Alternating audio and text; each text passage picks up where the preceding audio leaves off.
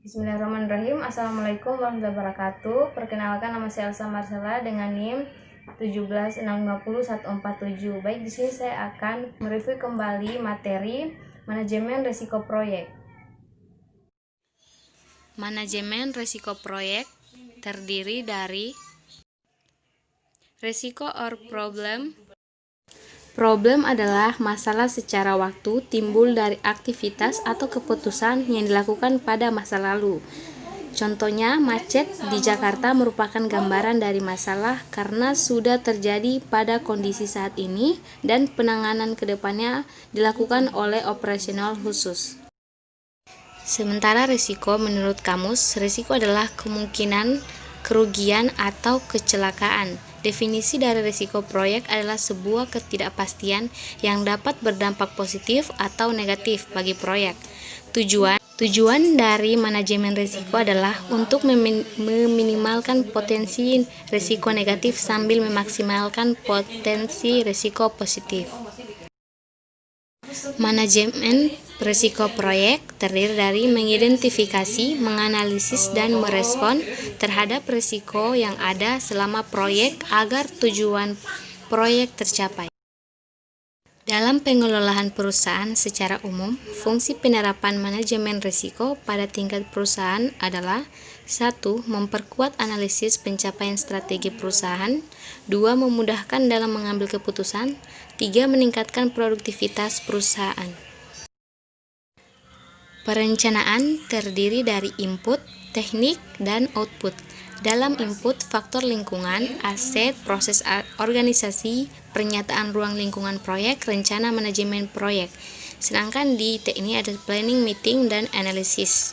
Sedangkan di output, rencana manajemen risiko terdiri dari metode, peran dan tanggung jawab, anggaran, waktu, kategori risiko, definisi peluang, dan dampak risiko. Kemudian ada analisis risiko kuantitatif terdiri dari input meliputi aset, proses organisasi, pernyataan ruang lingkup, rencana manajemen risiko, dan risk register. Kemudian ada teknik terdiri dari penilaian probabilitas dan dampak risiko, matriks probabilitas dan dampak, penilaian mutu data risiko, kategorisasi risiko, dan penilaian urgensi risiko. Kemudian ada output terdiri dari risk register atau update. Risiko negatif dan risiko positif. Risiko negatif melibatkan pemahaman terhadap potensi masalah yang mungkin terjadi dalam proyek dan bagaimana risiko tersebut dapat menghambat proyek.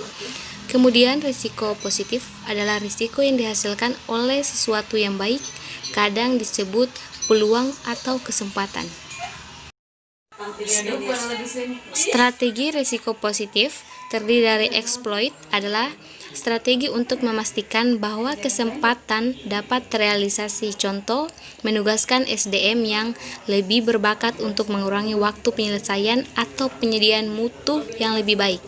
Kedua ada share. Share adalah lokasi kepemilikan kepada pihak ketiga yang memiliki kemampuan terbaik menangkap peluang manfaat proyek. Contohnya ada special purpose. Kemudian ada enhance, adalah dia memodifikasi ukuran kesempatan dengan meningkatkan peluang dan dampak positif dengan mengidentifikasi dan maksimal pengendalian kunci dari risiko. Identifikasi risiko terdiri dari proses memahami potensi kejadian yang dapat menghambat atau membantu sebuah proyek. Kedua, alat bantu dan metode untuk mengidentifikasi risiko terdiri dari brainstorming, DLP, interview, dan analisis SWOT. Brainstorming untuk membentuk grup yang membahas berbagai macam ide dan solusi secara spontan untuk penyelesaian permasalahan. Teknik DLP digunakan untuk mencapai kesepakatan dari kesimpulan ahli di bidang tertentu. Interview adalah sebuah cara untuk menemukan fakta dengan cara mengumpulkan informasi melalui tatap muka atau telepon, email, bahkan instant messaging. SWOT digunakan untuk membantu mengidentifikasi risiko positif dan negatif dapat terjadi di sebuah proyek. Strategi respon terhadap risiko negatif terdiri dari risk transfer, yaitu mengalihkan tanggung jawab risiko kepada pihak di luar proyek, misalnya dengan menggunakan asuransi.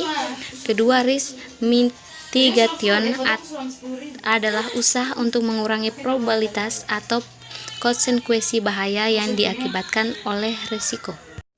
Kemudian, strategi respon terhadap risiko positif terdiri dari eksploitasi risiko, yaitu memastikan semua hal telah dipersiapkan agar probabilitas terjadinya risiko positif dapat meningkat.